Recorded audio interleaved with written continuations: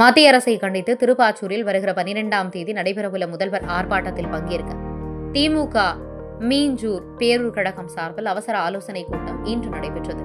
ஆளும் மத்திய பாஜக அரசு இந்தி திணிப்பு நிதி பகிர்வில் பாரபட்சம் காட்டுவதை கண்டித்து வருகிற 12ஆம் தேதி தமிழக முதல்வர் மு.க.ஸ்டாலின் தலைமையில் திருப்பாச்சூரில் ஆர்ப்பாட்டம் நடைபெற உள்ளதையொட்டி மீஞ்சூர் பேரூராட்சியில் திருவள்ளூர் கிழக்கு மாவட்ட திமுக சார்பில் திரளாக கட்சியினர் பங்கேற்க அவசர ஆலோசனைக் கூட்டம் இன்று பேரூர் கழக செயலாளர் தமிழுதயன் தலைமையில் நடைபெற்றது.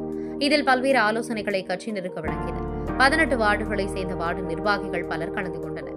இதில் 50க்கும் மேற்பட்ட வாகனங்களில் சென்று முதல்வர் பங்கேற்கும் ஆர்ப்பாட்டத்தில் பங்கேற்க வேண்டும் என முடிவு செய்தனர். இக்கூட்டத்தில் அலெக்சாண்டர் வழக்கறிஞர் A.K. சுரேஷ், முன்னாள் நகர செயலாளர் மோகன்ராஜ் உள்ளிட்ட முக்கிய நிர்வாகிகள் பலர் கலந்து கொண்டனர்.